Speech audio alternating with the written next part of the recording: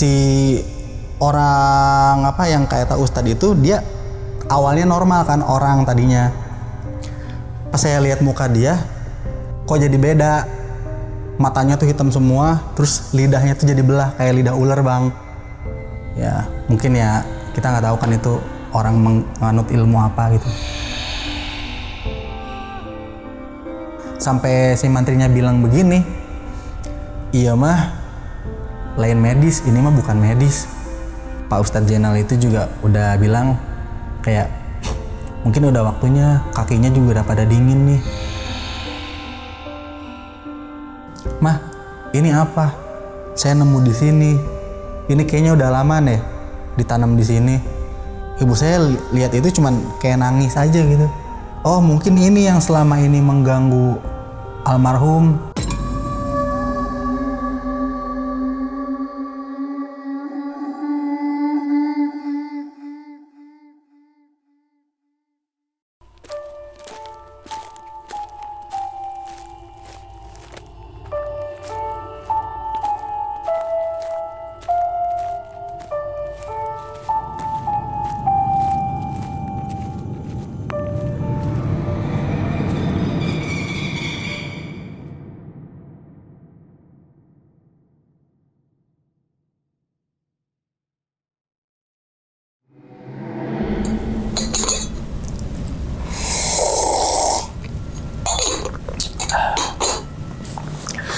Assalamualaikum warahmatullahi wabarakatuh. Kembali lagi bersama gue Sumar Adi Wijaya atau biasa dipanggil Umang dalam segmen Ngopi Horor. Ya teman-teman semua, pada video kali ini atau pada kesempatan kali ini lagi gue tidak akan membawakan sebuah cerita dan namun menghadirkan narasumber yang tentunya mempunyai pengalaman mistis ataupun pengalaman yang horor nih.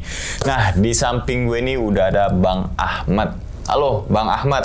Halo Bang. Salam untuk teman-teman dan juga keluarga di rumah nih, Bang Ahmad nih. Nah, sebelum Bang Ahmad ini menceritakan pengalamannya ke teman-teman semua, kami ngucapin terima kasih banyak nih Bang ya. Karena Bang Ahmad udah meluangkan waktunya datang ke sini gitu kan ya.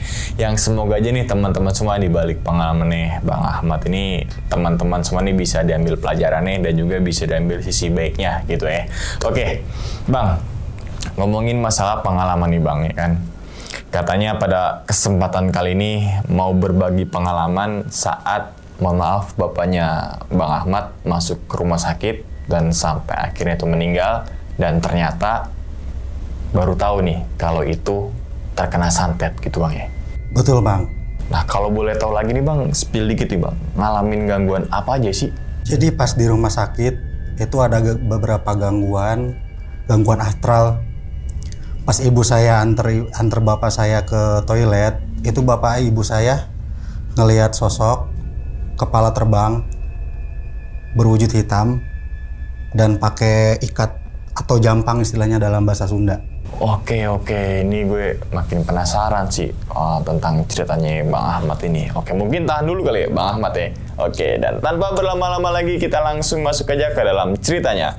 Ngopi horor segera dimulai. Diminum dulu Bang, silakan kopinya Bang.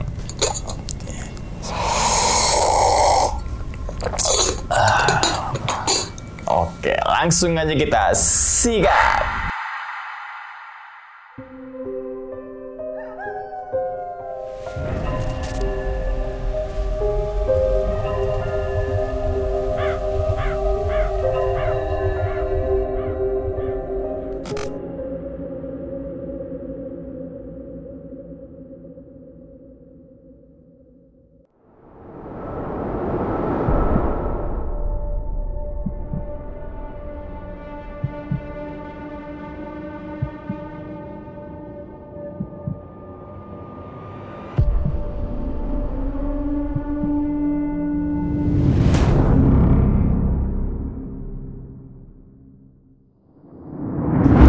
Di tahun 2013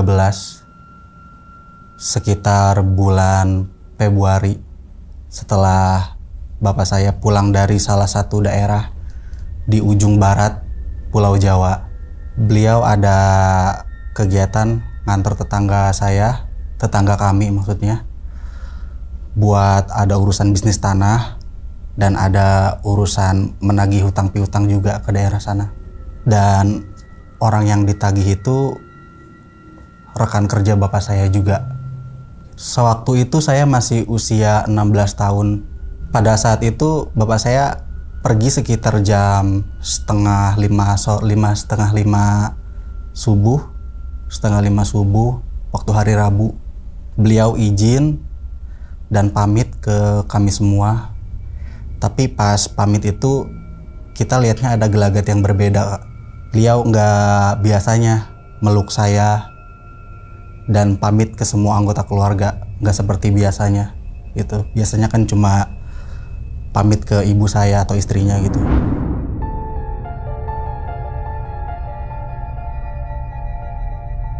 Gak lama setelah itu, bapak saya cuma izin untuk pergi 3 hari, walaupun kenyataannya dia pergi selama 5 hari.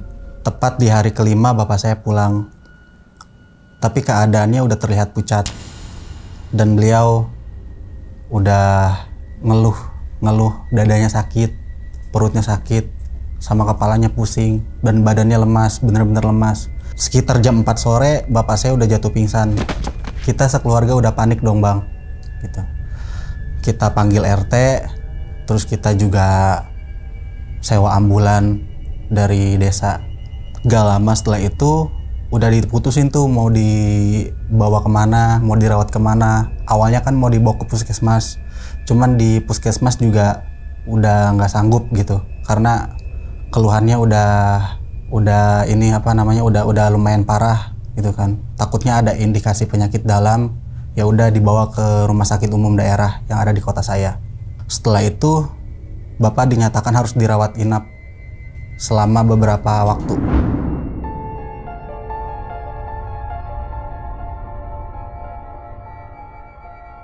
Pas udah dirawat, pas di malam pertama itu, bapak saya kayak badannya tuh udah semakin menggigil, udah nggak karuan lah intinya.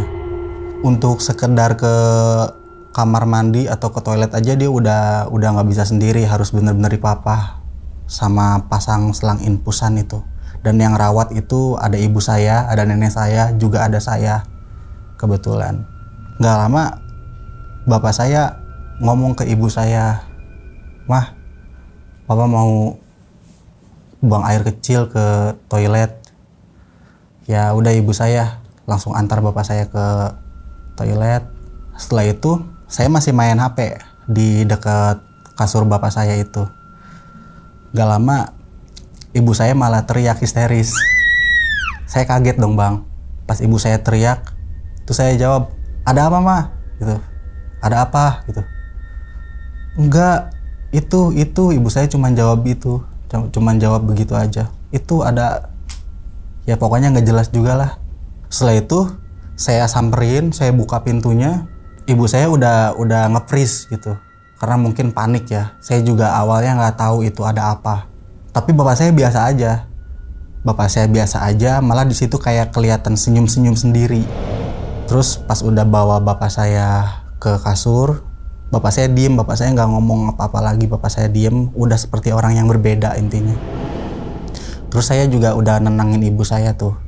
Bokut nenek saya lebih condong ke bapak saya buat nemenin bapak saya kan. Terus saya nenangin ibu saya. Terus saya dibawa keluar sama ibu saya. "Sini," katanya, "sini. Ayo kita ngobrol di luar aja, jangan di sini." Setelah ada di koridor rumah sakit, saya tanya ke ibu saya, "Ada apa mah?" Gitu. "Tadi pas di toilet tiba-tiba mama ngelihat ada kepala yang keluar dari badan bapak kamu." "Kepala? Maksudnya gimana mah?" "Kepala keluar dari badan bapak kamu, pertamanya asap keluar. Terus pas asap itu keluar lama-lama kok jadi berbentuk kepala, sosok kepala hitam. Terus dia pakai ikat, pakai belangkon. Makanya mama teriak." "Wah, masa sih mah?" "Iya, demi Allah mama nggak bohong," katanya gitu. Kata ibu saya. "Ah, mungkin mama salah lihat," kata saya gitu kan. "Gak mungkin mama salah lihat," gitu kan. "Mama juga nggak halusinasi," kata ibu saya begitu. Kalau nggak percaya udah," katanya. Ibu saya udah agak marah gitu kan. Tapi ibu saya juga hari itu juga minta pulang. Dan yang gantiin ibu saya buat jaga bapak saya itu saya sama nenek.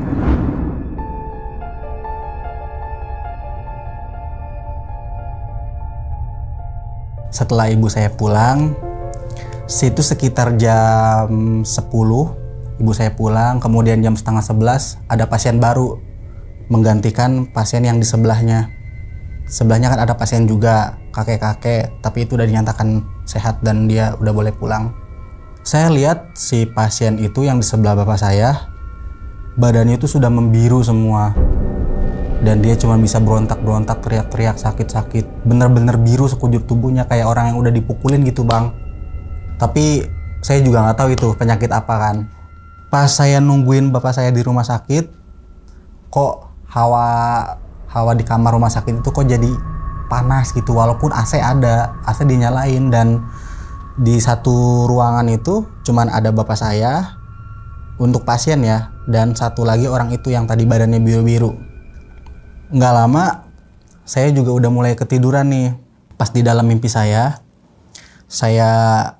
ke toilet itu. Saya mimpi ke toilet di kamar itu, di ruangan bapak saya.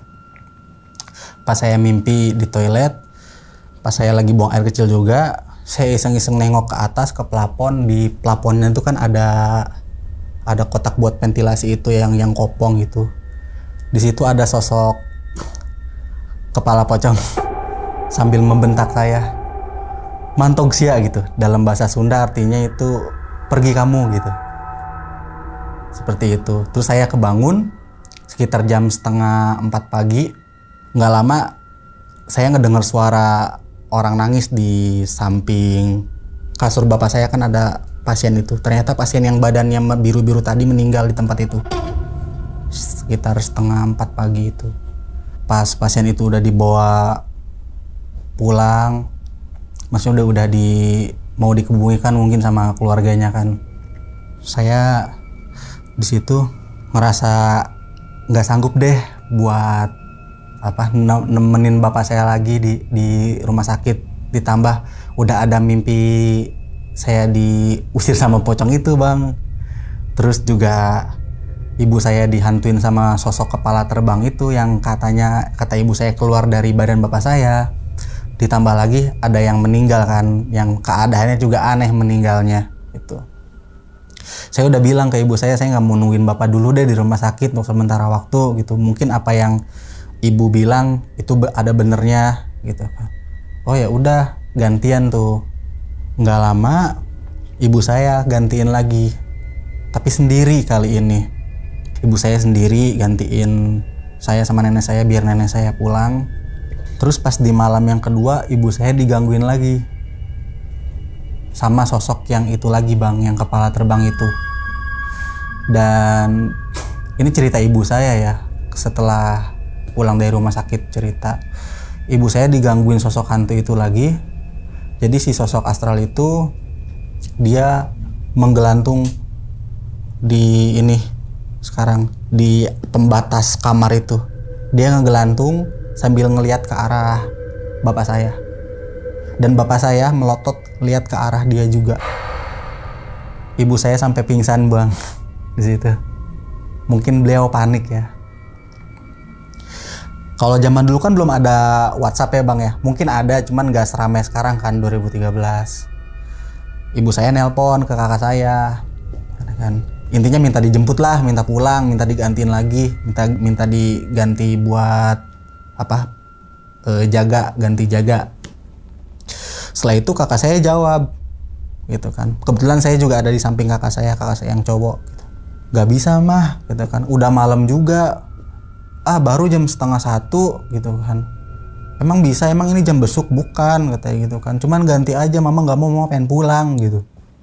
Ini udah ada yang nggak beres, ini udah aneh gitu. Udah nggak wajar katanya. Panggilin siapa kek? Ustadz ke siapa yang bisa ngeruqyah gitu. Kata mama saya gitu kan. Terus kakak saya jawab katanya, nyari ustadz kemana malam-malam gini mah, nyari ke kuburan. Kata kakak saya gitu bang ke ibu saya sambil nada bercanda gitu. Ya setelah itu kakak saya cuman nggak menghiraukan, udah tutup aja sampai besoknya pagi. Ibu saya pulang pakai ojek.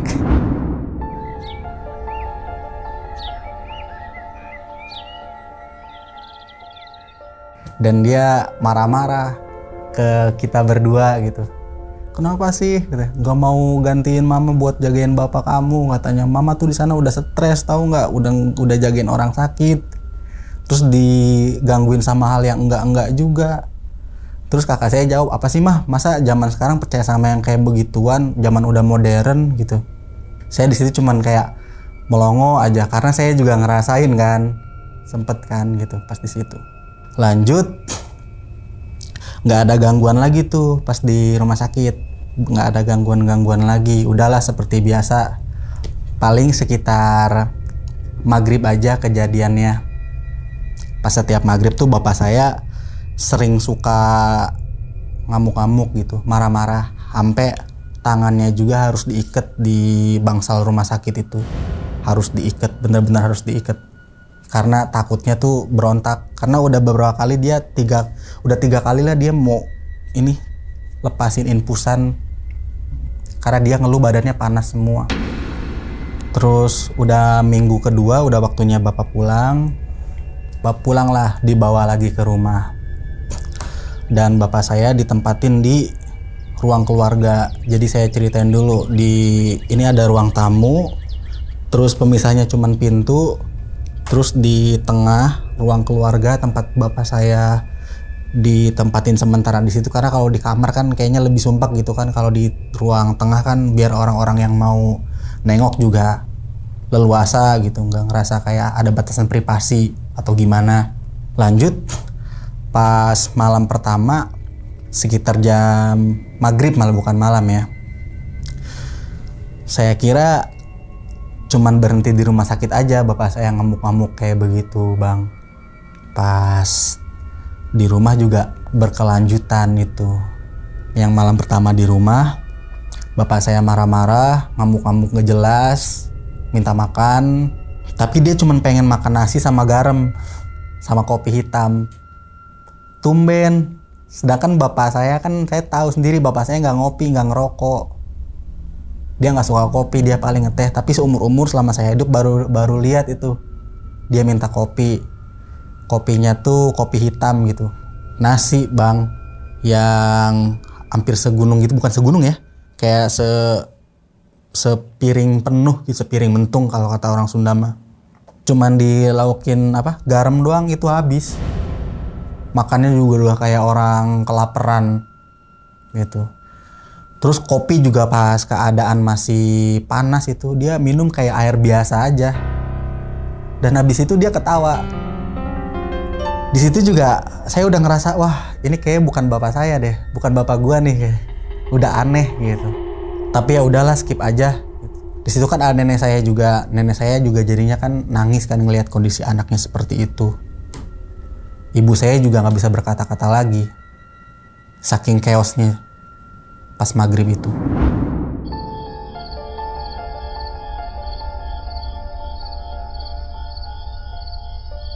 Terus di malam yang kedua, bapak ngelakuin hal yang sama lagi. Tapi dia minta ikan kembung, tapi yang mentah. Cuman kita nggak bisa kasih itu, karena di mana kita maghrib nyari ikan kembung yang mentah, gitu kan? Ya udahlah gitu. Beliau semakin lama semakin tantrum tuh istilahnya kalau kata-kata istilah sekarang. Tapi kopi tetap dia minum terus kan. Aing hayang keluar, gue pengen keluar dari sini, gue pengen keluar sana. Jangan halang-halangin gue. Istilahnya kalau di bahasa Indonesiain gitu. Ini kenapa nih gitu kan? Kebetulan ada tetangga juga kan, lagi ngejenguk juga tetangga yang beda 2 rumah dari rumah kita, dari rumah kami maksudnya. Tetangga saya langsung nyeletuk gini bang ke ibu saya, Bu, kayaknya si bapak harus dibawa ke orang yang bisa gitu. Iya sih kata ibu saya gitu, ibu saya jawab begitu. Karena pas di rumah sakit juga nggak ada diagnosa apa-apa, dan emang nggak ada diagnosa apa-apa. Di rumah sakit itu cuman kayak dikasih obat penenang seperti itu, karena mungkin menurut dokter bapak saya tuh kena depresi atau gimana kan. Karena pas di ronsen apa segala macam itu dia nggak ada penyakit. Tapi sempet sih pas kontrol ke klinik gitu kan, sempet bilang katanya gejala diabetes gitu. Sedangkan di keluarga saya sendiri itu nggak ada riwayat keturunan diabetes. Bapak saya juga jaga pola hidup, dia rajin olahraga gitu kan, badannya juga kan keker gitu, sesek gitu karena dia sering olahraga, jaga pola makan juga, nggak pernah yang aneh-aneh lah intinya. Lanjut, ya udah coba aja ke Ustadz ini gitu, yang ada di kampung sebelah tuh, kata tetangga saya itu. Ya tapi gimana, saya harus jaga suami saya Bu, katakan. Ya udah sama anak saya aja, maksudnya sama saya gitu, sama Ahmad aja. Ya udah di situ saya kebetulan kan sebenarnya harus ada mau pembekalan buat prakerin PKL dulu kan, zaman saya kelas 2 SMA. Dibawalah sekitar jam setengah 6, saya inget banget dulu tuh jam 5.45 waktunya pas udah mulai agak gelap lah. Kebetulan dulu kan musim hujan juga kan. Kita datang ke kampung sebelah. Kampungnya tuh deket salah satu universitas ternama di Karawang gitu. Ada di situ kampungnya. Kita ngelewatin kuburan dulu, udah mau ke orang pintar itu. Sampai tuh, udah.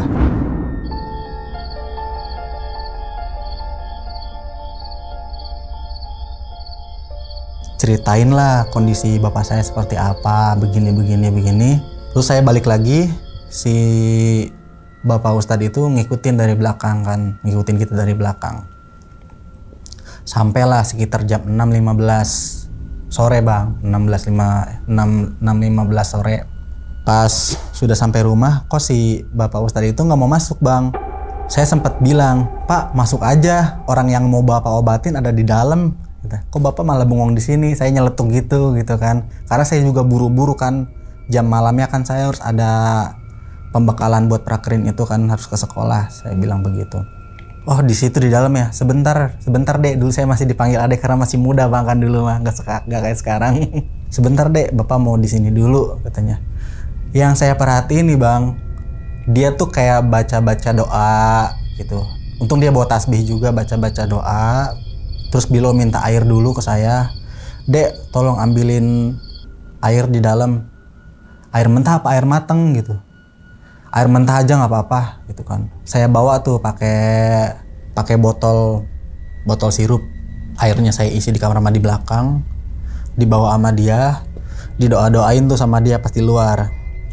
Terus dia nuangin air itu ke tangannya, dia ciprat-cipratin sebelum dia masuk ke pintu ke sekitaran, sampai dia agak muterin rumah juga, dia ciprat-cipratin gitu. Nah nggak lama dia baru mau masuk. Setelah dia masuk gitu kan, yang saya perhatiin ini juga agak gimana gitu saya lihatnya. Bapak saya kondisi emang bangun, cuman lagi tantrum gitu, masih marah-marah dia. Bapak saya ngelihat dia bener-bener tajem, rek naon siaka dia gitu, mau ngapain lu kesini, kalau di bahasa Indonesia ini, sambil ngegerem gitu kan. Terus si ustadznya itu cuman diem, ngedeketin bapak saya pelan-pelan gitu kan. Kepala bapak saya dipegang. Udah tenang gitu. Tenang. Sampai ibu saya sama kakak saya megang kaki bapak saya, ibu saya megang yang tangan sebelah kanan, nenek saya megang yang tangan sebelah kiri. Kalau saya nggak berani megang karena takut. Sekarang saya baru pertama kali lihat bapak saya seperti itu kan keadaannya. Nggak lama, pas bapak saya marah-marah kayak gitu, bapak saya malah ketawa sendiri, cekikikan. Ketawa apa yang kayak yang kayak gitu. Kayak gitu bapak saya ketawanya, saya inget banget. Terus si ustadz itu baca doa lagi, nuangin air yang tadi sempat saya bawa dan udah didoain sama dia, tapi dia doain lagi di situ. Dia templokin airnya ke kepala bapak saya, pertama dari ubun-ubun yang saya lihat ya. Terus diusap perlahan ke matanya, bapak saya merem langsung bisa tidur. Ya bang, begitu. Bapak saya langsung bisa tidur. Terus kita cuma dikasih tahu, kamu tolong beliin kelapa cupat merah, katanya gitu kan. Kata si Pak Ustadz itu, tolong beliin kelapa cupat merah sama telur ayam kampung 1 gitu kan. Terus sama nanti yang ada di sini satu keluarga, tolong setiap maghrib, ba'da maghrib, tolong baca surat Yasin gitu. Kalau bisa rame-rame barengan di sini, karena ini udah ada yang nggak beres, kata si Pak Ustadz itu kan. Gimana nggak beresnya Pak? Kata kakak saya gitu kan. Masa di zaman kayak gini masih ada hal-hal yang begitu? Enggak, yang namanya gaib itu ada pasti. Entah ini bapak kamu habis dari mana, gitu. Bapak kamu ada yang ikuti, ada yang jahili gitu, ada yang jahili bapak kamu. Di situ ibu saya bilang, kan emang waktu itu kondisinya kita juga udah tahu bapak habis dari mana kan. Datanglah tetangga saya Pak Endi, yang tempo hari bapak saya tuh nganter dia yang nagih hutang sama urusan tanah. Pak Endi bilang ke Pak Ustadz itu di depan kami, walaupun kami udah tahu kan.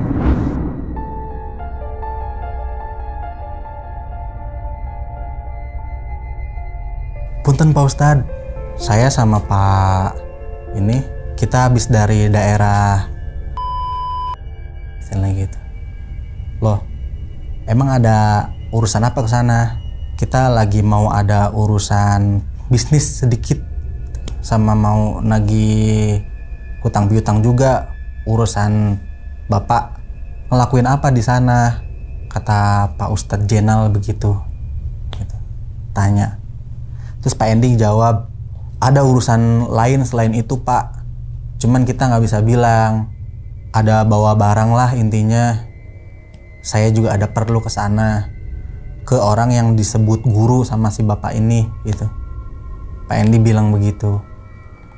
Dalam kondisi bapak saya lagi tidur. Oh, lain kali jangan diulangi lagi yang seperti ini. Pokoknya Pak Ustadz Jenal itu udah kasih wejangan gitu kan. Jangan macem-macem. Nah, kebetulan bapak saya juga emang sering nyari hal-hal yang begitu. Walaupun keluarga juga udah ngelarang gitu kan. Karena bertentangan dari keluarga bapak kan emang orang yang agamis gitu. Tapi bapak kadang suka nyeleweng. Ada aja kalau misalnya orang yang ada orang yang ngajak, yuk ke daerah ini yuk, kita ziarah yuk, kita nyoba-nyoba cari peruntungan di sini. Daerah-daerah yang disebutnya keramat atau angker, bapak saya sering ikut.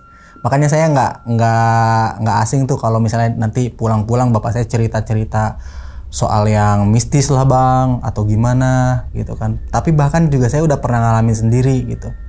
Jadi dulu bapak bawa koleganya, itu sekitar tahun 2004, itu sekitar umur saya 7 tahun, mau ke 8 tahun.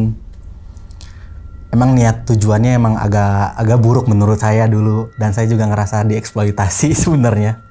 Jadi waktu tahun 2004 itu kita datang ke daerah satu keluarga, saya, ibu saya, bapak saya sama koleganya dia. Saya manggil koleganya itu Uwa. Nah, di situ mungkin si kolega bapak saya ada sesuatu yang diperlukan dari orang tersebut. Ya, saya lihat sih bentukannya kayak ustadz. Ada sesuatu yang beliau inginkan dan perantaranya tuh saya. Waktu itu dulu saya masih kecil. Gak lama setelah kita sampai ke daerah situ, ke rumahnya, ibu bapak saya dan kolega bapak saya itu si Uwa itu di luar. Saya masuk. Pas masuk, saya disuruh masuk ke ruangan yang gelap, bener-bener gelap. Di situ cuma ada saya sama dia doang. Di situ ada kayak berbagai macam sesajen lah. Saya duduk di atas dipan apa namanya? Bale gitu kalau bahasa Sunda gitu kan. Nah, udah dia nyalain semua, udah dia ngucapin bukan mantra ya, doa, tetap doa. Di situ ada papan tulis. Gak lama setelah papan tulis itu dia naikin, saya duduk sila, dia di sebelah kiri, saya ingat banget, saya di sebelah kanannya dia. Nah, sebelum dia nyalain senter, di bawah kolong balenya itu ada yang ngerayap, dan ngerayap itu bukan ngerayap kucing ya, beda ya, gerdek gitu, kayak ada yang ngerayap lari-larian, rame lah di situ, kayak lari-larian gitu, ngerayap lari-larian. Saya di situ takut sebenarnya waktu umur 7 mau ke 8 tahun. Nah, terus si bapak itu bilang, "Tong sieun, jangan takut," gitu kan. Saya di situ cuman kayak manggut-manggut. Nah, setelah lampu senter nyalain, di situ Bang, ada sesuatu yang diinginkan sama kolega bapak saya itu. Dicatat tuh, udah saya bilang ke ustadznya itu, ke orangnya, bukan ustadz ya, ke orangnya itu udah dicatat, dibawa keluar. Udah 1 minggu kemudian saya dapat sepeda. Gitu Bang, saya dikasih sepeda. Itulah yang saya takutin itu. Ini saya pengalaman pertama real ya. Pas pertama kali saya lihat tuh si orang apa yang kayak ustadz itu, dia awalnya normal kan orang tadinya. Pas saya lihat muka dia, kok jadi beda. Matanya tuh hitam semua, terus lidahnya tuh jadi belah kayak lidah ular Bang. Itu pengalaman pertama saya waktu kecil. Ya, mungkin ya kita nggak tahu kan itu orang menganut ilmu apa gitu.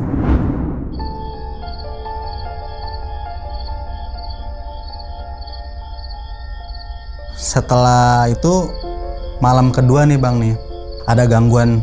Saya di situ kebangun dari tidur sekitar jam, masih sore lah, sekitar jam 10:30 gitu. Di situ di rumah cuma ada bapak saya, ibu saya, kakak saya, sama saya. Nenek saya udah pulang karena udah kelamaan juga kan nungguin bapak saya. Saya kan kebelet buang air kecil. Saya coba ke kamar mandi yang utama, yang di tengah, yang deket kamar bapak sama ibu saya. Kok kayak ada suara orang yang lagi aktivitas, ngeguyur-guyur air apa segala macem. Saya sebenarnya lewat kamar ibu bapak saya juga sih kan, tapi pantau kebuka gitu. Gak lama mungkin saya mikirnya mungkin ibu saya lagi nyuci atau lagi mandi atau lagi ngapain gitu kan. Ya udahlah, saya ke belakang. Jadi di kamar mandi yang di belakang itu ruangan terbuka Bang. Iya. Belakangnya tuh sawah sama kebon, cuman kehalang sama bedeng. Belakangnya ada sekolah. Sekolah yang belum diisi, masih baru, bangunan baru. Gak lama ada anjing ngegonggong. Tumben-tumbenan nih ada anjing ngegonggong gitu kan Bang. Biasanya saya nggak pernah, selama saya tinggal di situ nggak pernah ada anjing ngegonggong. Setelah anjing ngegonggong, saya lihat anjingnya tuh, ingat banget saya, yang satu warna hitam putih, yang satu coklat, anjing kampung biasa ngegonggong, tapi ke arah rumah kita, ke arah rumah kami ngegonggong. Dan setelah dia berhenti ngegonggong, gak lama ada suara cewek cekikikan.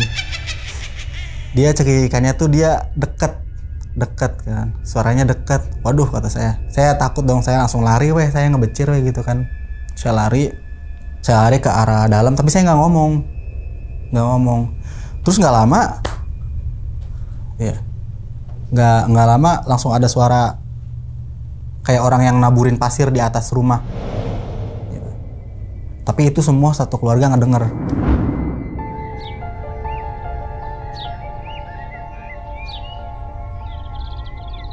Dan setelah itu pagi lah, ada keponakan saya yang baru masuk TK tuh gitu kan.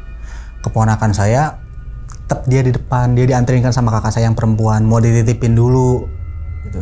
Terus si ponakan saya itu kok nangis, dia gak mau masuk rumah Bang. Ponakan saya itu pas ditanya, "Ayo sini, gak apa-apa, gak mau, ada setan," kata keponakan saya gitu Bang. Ponakan saya takut, bener-bener gak mau ada setan gitu kan. Gak mau. "Ayo sini, gak apa-apa," tetap sampai dia jatuh sakit keponakan saya itu. Dan gak mau masuk rumah. Terus pas dia dianterin ke rumahnya, dia sakit. Besoknya sakit panas gitu. Nah, dan pagi itu bapak saya juga udah badannya tuh mulai risih gitu. Kan di atas TV kita tuh lemari ada TV, terus di atasnya tuh ada pot bunga palsu gitu. Dia ngeliatin ke arah situ, dia lempar pakai bantal. Dia nggak mau lihat bunga itu, dia takut katanya. Bunga sama di belakang bunganya itu ada hiasan ayat kursi gitu kan. Dia lempar. Ya mungkin dia inget kalau bunga kan identik dengan cuman dua kan, kayak romantisme sama kematian gitu kan, mungkin ya. Dia takut ngelihat itu. Pokoknya intinya selama beberapa hari bapak dirawat di rumah, setelah di rumah sakit itu bapak dirawat di rumah kan Bapak udah kayak orang yang beda aja. Udah nggak bisa komunikasi lancar gitu. Malamnya ada gangguan lagi. Sosok yang sama, yang seperti dilihat di rumah sakit. Dia ada. Ibu saya yang diliatin, sama saya juga. Saya lihat langsung gitu. Dia tuh kayak dari arah kamar mandi belakang, dari arah deket dapur yang di belakang, dia lewat aja gitu bang. Gitu. Tapi kita bener-bener dibuat ngepris. Tapi bapak saya ngeliatin, saya lihat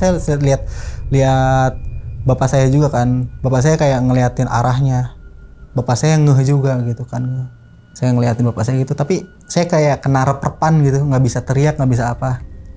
Ibu saya di situ cuma nangis aja, sambil merem, sambil doa gitu. Saya nggak tahu saya harus apa di situ. Saya mau doa juga nggak bisa karena saya nggak bisa gerak. Saya dibuat ngepris gitu.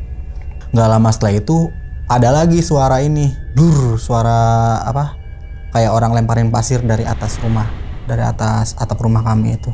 Sama kayak suara kucing lari-larian di plafon, duduk. Nggak lama sosok itu hilang lagi bang.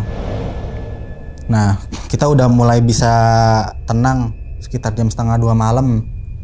Ada lagi gangguan ternyata bertubi-tubi gitu bang. Jam 1:30 malam anjing itu ngegonggong lagi. Dan sekarang suara ketawa itu berasa jauh. Saya gondok dong di situ dong. Terserahlah gitu kan istilahnya. Mau ada apapun. Saya tadinya mau ngelempar, mau nyambit anjingnya mau saya sambit gitu. Mau saya sambit. Gak lama pas mau saya sambit, saya ambil batu. Kan di belakang kamar mandi itu kan tetap ada batu-batuan gitu kan, karena di luar. Saya ambil batu, saya sambit, udah tuh anjingnya berhenti ngegonggong. Gak lama setelah itu bang, di bangunan sekolah yang setengah jadi itu yang belum diisi, itu ada sosok cewek. Saya nggak tahu itu kuntilanak atau apa. Dia ketawa ke arah rumah saya dan itu jelas sosoknya. Kalau bisa dijelasin itu benar-benar jelas itu real kelihatan. Benar-benar kayak perempuan aja, tapi saya nggak tahu itu napak apa enggak. Saya udah keburu takut hawanya. Dia ketawa-ketawa, kepalanya itu sambil ketawa tapi sambil gini-gini. Rambutnya bener-bener panjang, bajunya putih. Dia ketawa sambil ngeliatin ke arah rumah kita. Di situ bapak saya udah histeris. Tapi posisi jam 1:30 malam kan, kita bingung mau manggil ustadz apa gimana. Ya udahlah, kita cuma baca-baca doa seadanya gitu. Pas bapak saya histeris itu udah histeris. Kita baca doa apa adanya yang kita bisa. Kita cuma tenangin bapak kita gitu kan. Sambil mama saya nangis, mama saya juga ikut nangis, semualah pokoknya udah lumayan chaos juga di situ. Baru bapak saya udah bisa berhenti dengan sendirinya.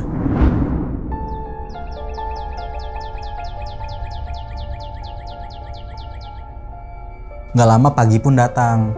Saya udah coba mau lupain hal itu kan. Bapak saya kok udah seger nih, beda aja, nggak kayak kemarin-kemarin. Udah, saya mikirnya kayaknya mau sembuh deh, kayak gitu kan. Dia minta diantar antar BAB. Saya mau berangkat sekolah kan. Yuk antar bapak dulu ke situ, tolong dipapah gitu. Oh iya pak, bapak udah agak sehat ya, kata saya gitu. Iya alhamdulillah. Saya ngedengar bapak saya udah bisa ngucap alhamdulillah, udah bisa komunikasi lagi sama kita, udah seneng kan. Ya mungkin udah pasti sehat nih.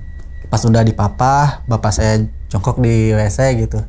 Ya saya lihat ya kotorannya udah hitam aja, cuman sedikit, udah selesai itu doang gitu kan. Udah dibangunin lagi, udah dibersihin terus saya panggil ibu saya buat ngebersihin itu kan. Gak lama bapak saya balik lagi ke kasurnya. Saya pamit, pak saya berangkat ya, kata saya begitu. Mau upacara juga hari Senin, takut kesiangan. Iya nak, gitu. Sok, katanya bapak doain yang pinter ya sekolahnya gitu.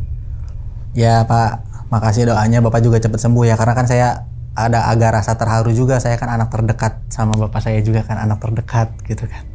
Di situ saya pas perjalanan di sekolah saya ngerasa overthinking aja.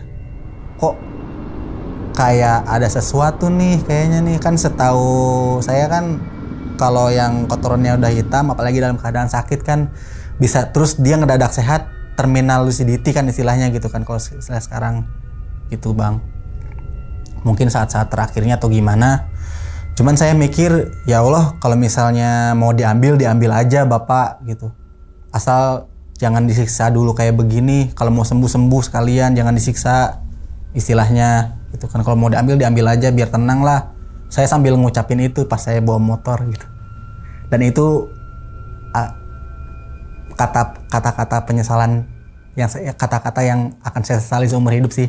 Secara nggak langsung saya nanggepnya itu mungkin doa gitu buat almarhum bapak saya.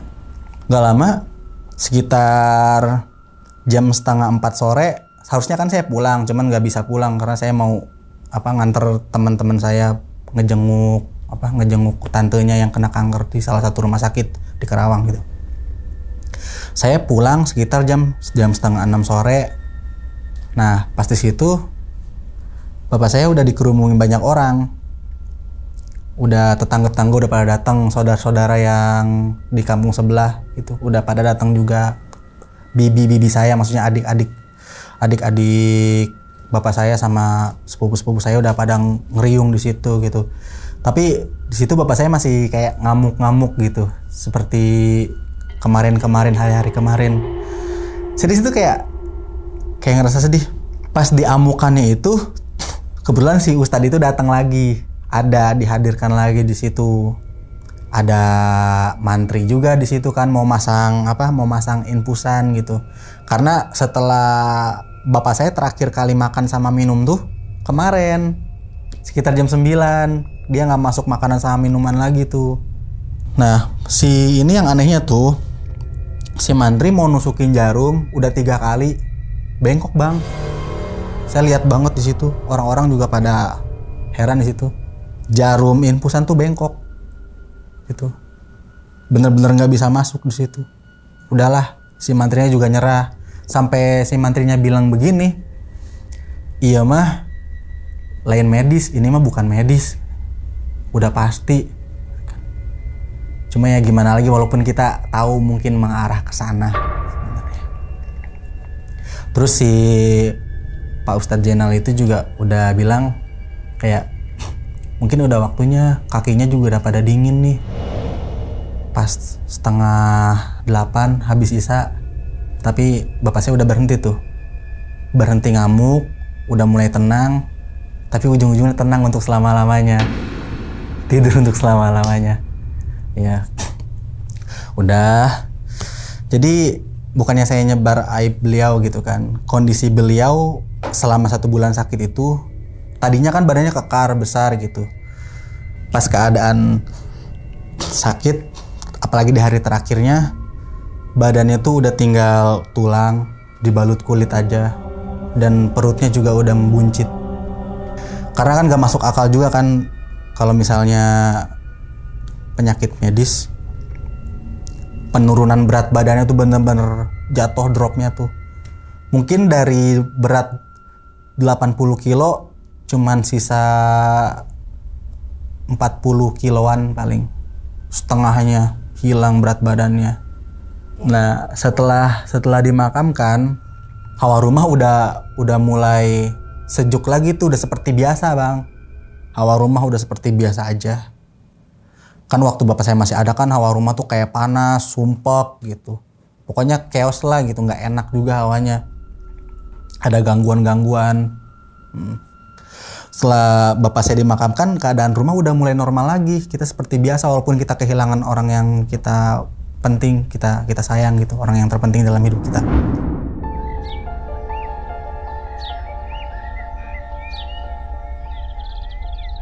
Gak lama, dalam sekitar 1 bulanan, dalam 1 bulanan itu kita harus pindah dari rumah karena beberapa aset ada yang dijual.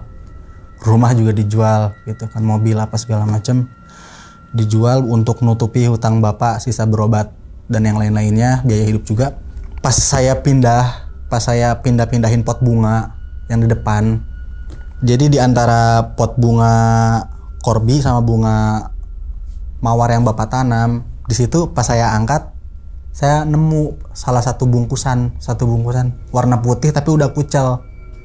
Di dalamnya tuh ada paku yang udah berkarat, ada rambut, sama ada buku kecil tulisan-tulisan Arab.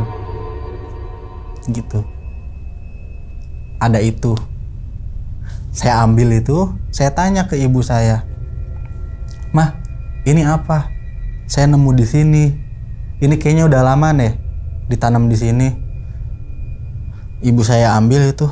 Ibu saya lihat itu cuman kayak nangis aja gitu. "Oh, mungkin ini yang selama ini mengganggu almarhum," kata ibu saya begitu. Gak lama, ibu saya laporan ke tetangga yang beda 2 rumah itu untuk nganter ke si Pak Ustadz. Tapi si Pak Ustadz yang di kampung sebelah dia udah nggak mau ada istilahnya, ya udah yang toh si bapak juga udah meninggal ini gitu. Karena ibu saya dan saya terutama nggak puas kan dengan hasil jawabannya seperti itu, diantarlah ke daerah Jawa Barat juga sama. Di situ ada orang yang sakti gitu, bukan sakti ya, orang yang bener-bener pinter lah secara goib, tapi ilmu putih mungkin istilahnya gitu, semacam kiai gitu. Kita ke sana, kita berempat. Pas di sana kita tunjukin ini, "Oh, ada yang ngirim buhul ya," kata si Aki itu. "Buhul," saya bilang gitu kan. "Apa itu buhul ya?" Saya bertanya-tanya dalam pikiran gitu.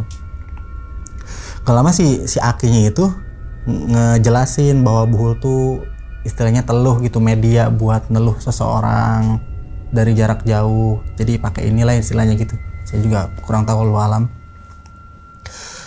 Terus kata si Aki itu, "Mau tahu pelakunya siapa?" gitu kan.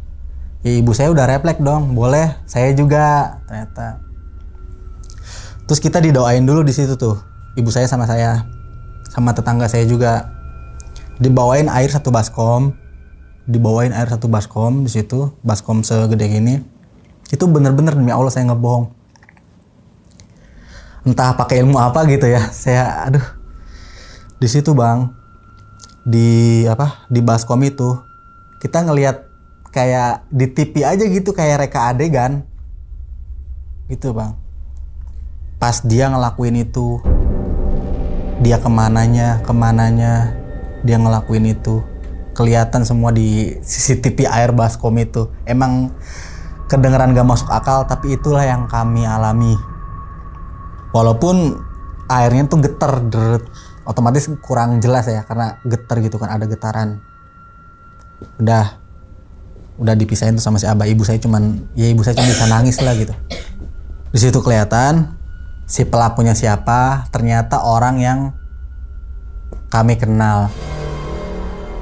Bahkan orang yang dibantu sama almarhum bapak saya untuk kerja di tempat kerja bapak saya gitu. Kebetulan sebelum bapak saya berangkat ke daerah sana gitu kan, untuk nagih juga ke dia, ada urusan itu penting. Ada cekcok dulu tuh di rumah kami soal kerjaan. Bapak saya ngeluarin kata-kata yang memang kurang pantas, bahkan tidak pantas untuk dikatakan gitu. Ya mungkin orangnya sakit hati, ya udahlah jadinya begitu, dikirimin lah sama beliau. Dan beliau ngincarnya cuman bapak saya, biarpun dihabisin nih kepala keluarganya, nanti keluarganya pincang dong, semua menderita meskipun gak mati.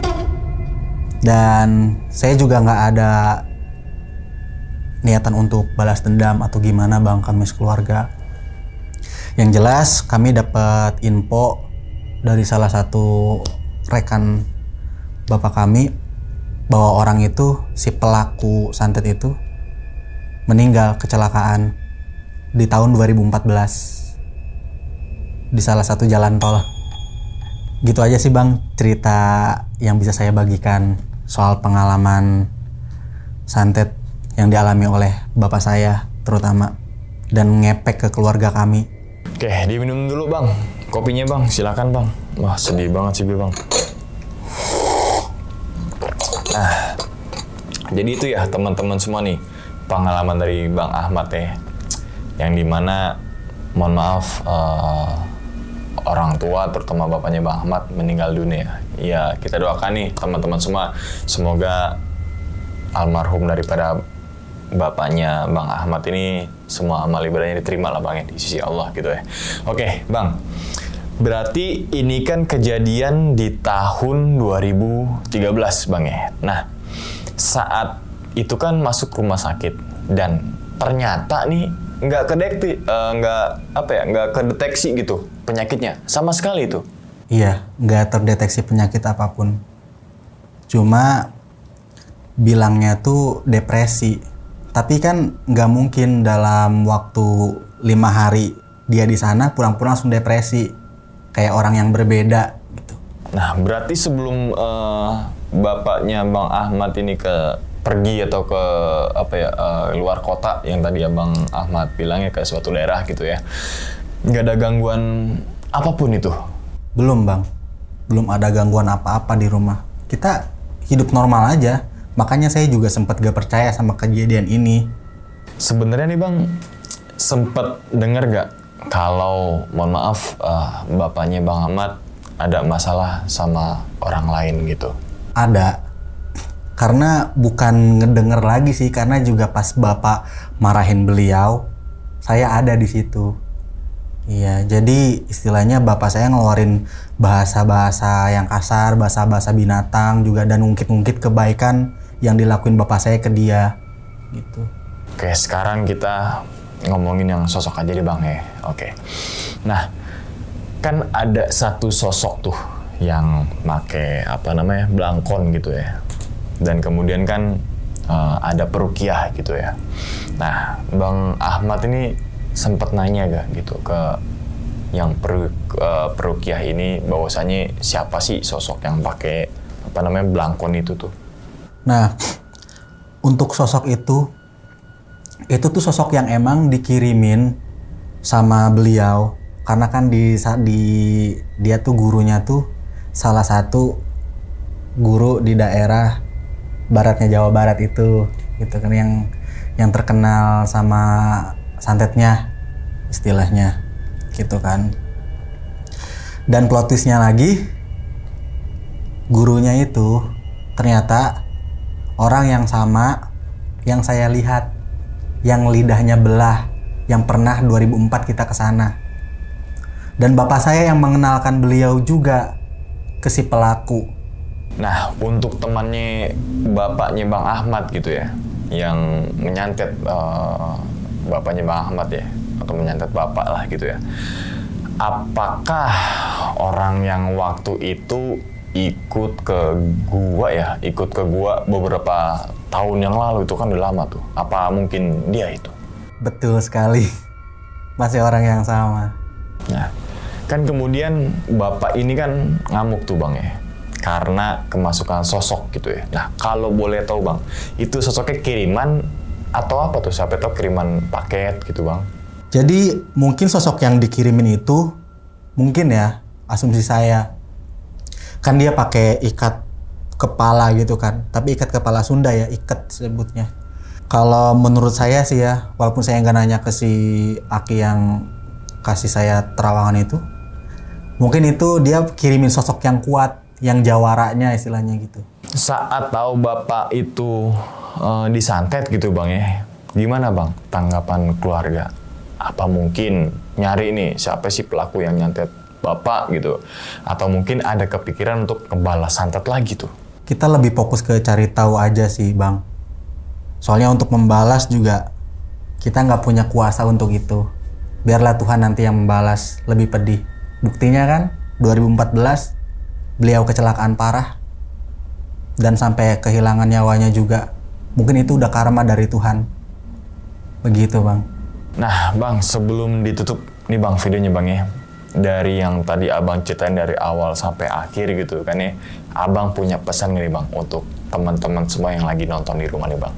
Pesan pertama, tetap berbuat baik, jaga omongan, jaga tingkah dan laku lampah kita, dan jangan terlalu terbuka dan terlalu baik sama orang yang sudah kita anggap kenal dekat sekali. Begitu. Dan harus sering hati-hati juga dalam menjalani hidup. Nah, jadi itu ya teman-teman semua nih pengalaman dari Bang Ahmad saat bapaknya mohon maaf katanya kena santet. Bangnya kita doakan semoga orang tua daripada Bang Ahmad amal ibadah diterima insyaallah Bang ya. Oke, gue rasa cukup ya teman-teman semua pada video kali ini nih. Kita doakan juga semoga Bang Ahmad ini sehat selalu, panjang umur dan juga murah rezeki Bang. Begitupun juga dengan teman-teman semua yang lagi nonton di rumah nih. Oke, dan ingat teman-teman semua, cerita dari Bang Ahmad ini bukan untuk nakut-nakutin nih teman-teman semua ketika menjalani sebuah kehidupan ataupun yang lainnya, tapi ambillah sisi positifnya dan buang sisi buruknya. Sekian dulu pada video kali ini dan nantikan video-video gue berikutnya. Hal gaib itu muncul ketika sugesti kita buruk. Wassalamualaikum warahmatullahi wabarakatuh. Selamat beristirahat. Bang Ahmad, terima kasih Bang ya. Alhamdulillah. Bungkus.